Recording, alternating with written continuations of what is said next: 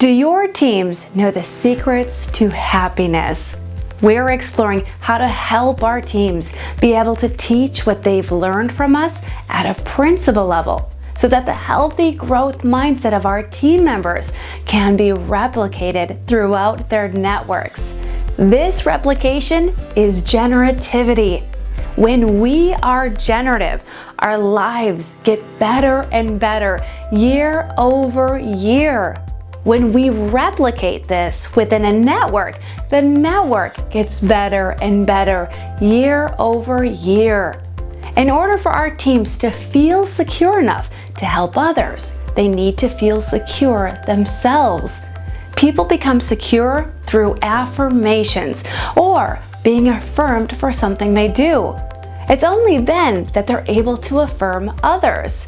While it applies to everyone, this is especially true for boys. I was working with an executive leadership coach who specializes in the education sector, and he said when he visits the school, he loves to ask all the boys to imagine they're in a room and a man comes in and affirms every boy in the room for something he's good at. And then the man comes up to them. Then he asks, do you want the man to affirm you, or do you want to be the man?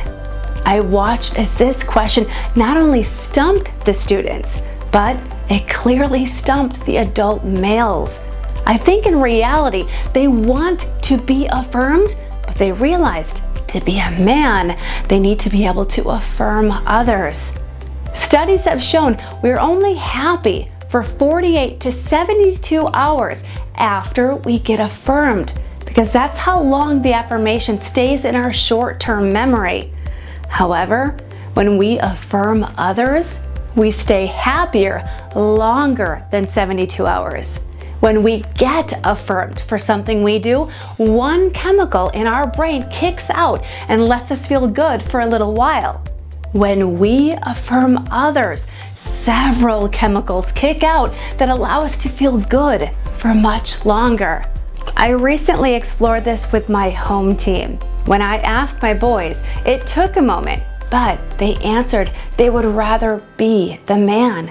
I asked them, why don't you be him? Why don't you affirm others? We started to notice our oldest beginning to affirm others for specific attributes, such as when his friend started catching long passes playing football, or when another friend constructed a really creative underwater diagram for their science class. It became very clear that as he began affirming others for specific attributes, he not only became happier, he was also better able to lead his peers.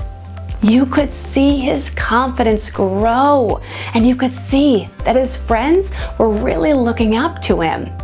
So, are you ready to help your teams replicate a growth mindset by affirming others for specific attributes?